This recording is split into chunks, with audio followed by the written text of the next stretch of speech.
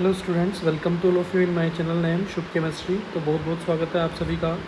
Question series में conceptual questions में solution chapter से बहुत सारे वीडियोस मैंने अपलोड किए हैं ताकि आपके सारे कंसेप्ट जो हैं क्लियर हो सके। जेईई नीट में ऐसे क्वेश्चन जो आपके टॉपिक में रिवाइज करने बहुत ज़रूरी है, वही क्वेश्चन के मैं आपको वीडियो अपलोड करा रहा हूँ so that you will be benefited. So आज का क्वेश्चन जो let us start.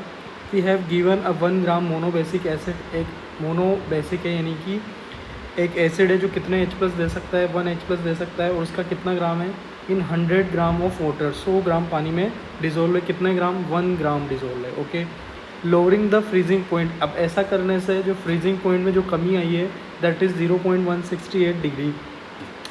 If 0.2 of same acid require, अगर इसी एसिड के 0.2 ग्राम को 15.1 ml के साथ न्यूट्रलाइज किया जाता है, यानी हमें लॉ ऑफ इक्विवेलेंस भी अप्लाई करना है, तो calculate the degree of dissociation. तो वेरी नाइस क्वेश्चन है। यहाँ 2-3 कंसेप्ट को मिक्स कराकर आपसे अल्फ़ा पूछा गया है। सो let us start the things. सबसे पहले क्या करना है, लेट सपोज द हमें ओवरऑल मॉडल बनाना है कि हमें करना क्या है। सबसे पहले हमें फ्रीजिंग पॉइंट दिया हुआ है, लोअरिंग इन फ्रीजिंग पॉइंट। तो हमें पता होता है कि delta TF is equal to KF into molality होता है, फर्स्ट फॉर्मूला जो हमें अप्लाई करना है। अच्छा, यहाँ से हमें जो वेट पड़ेगी लॉ ऑफ इक्विवेलेंस, यानी कि इक्विवेलेंस ऑफ एसिड हमें बेस के बराबर करना पड़ेगा।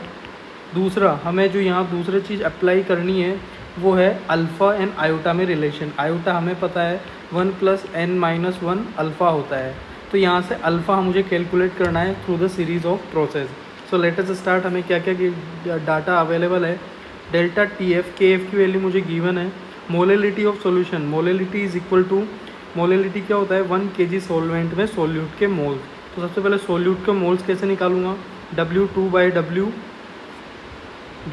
बाय मोलिकुलर वेट ऑफ 2, ये मोल्स आ गए। अब 1 kg सॉल्वेंट में तो 1000 से मल्टीप्लाई किया क्योंकि ये सब ग्राम में अवेलेबल है, और 1 kg सॉल्वेंट यानी W1। तो ये फाइनल मेरे पास फॉर्मूला है। हमें क्या क्या वैल्यू गिवन है, हमें डेल्टा TF की वैल्यूज़ गिवन है 0.168। हमारे W2 कितना है 1 ग्राम अवेलेबल है, और W1 जो है वो 100 ग्राम अवेलेबल है। हमें पता है सॉल्यूशन के KF के लिए 1.86 होता है। तो यहाँ से मोलिकुलर वेट मुझे मिलेगा, molecular weight of 2 that is acid 110.71। ये यहाँ से मैंने W2 की वैल्यू कैलकुलेट की। अब आगे जब बात करते हैं इसी क्वेश्चन में, हमें लॉ ऑफ इक्विवेलेंस पता निकालना है, यानी कि N1V1 is equal to N2V2 हमें अप्लाई करना होगा। इसका लेट सपोज जो हमें वॉल्यूम दिया है 0.2 weight upon equivalent weight, normality के लिए इक्विवेलेंट लेट सपोज E है, और इसकी जो वॉल्यूम है वो 1000 ml है। इसी तरह N2 की वैल्यू 15.1 और इसकी नॉर्मेलिटी हमें गिवन है 1/10। यहाँ से इक्विवेलेंस जो एसिड का आएगा वो आएगा मेरे पास 132.45। अब मोलिकुलर वेट इक्विवेलेंट वेट में हमें पता है रिलेशन दैट मोलिकुलर वेट बराबर equivalent weight into n factor, यानी कि n फैक्टर अगर 1 हो जाए तो मोलिकुलर वेट और इक्विवेलेंट वेट ही आपस में क्या हो जाएंगे, बराबर हो जाएंगे। तो यहाँ से यानी कि मेरे पास मोलिकुलर वेट पता चल चुका है। अब आयोटा निकालने के लिए हमें एक फॉर्मूला और पता होना चाहिए, दैट इज़ जो होता है आयोटा की वैल्यू होती है 1 + n-1 अल्फ़ा। अच्छा, n नंबर ऑफ मॉलिक्यूल है जो कि डिसोशिएट होंगे। तो मोनोबेसिक एसिड क्या कुछ इस तरह रहा होगा, जब ये डिसोशिएट होगा तो H+ और A- देगा। अगर स्टार्टिंग में इसका कंसनट्रेशन 1 है तो ये 0 0, इनमें से 1 - अल्फ़ा और ये अल्फ़ा और अल्फ़ा। तो कितने एक मोल से कितने आयन डिसोशिएट हो रहे हैं, 2 मोल, यानी कि n की वैल्यू यहाँ पर क्या हो गई 2। तो यहाँ से मैं आयोटा लिख सकता हूँ 1 + 2 - 1 alpha, that is iota equals to 1 + alpha.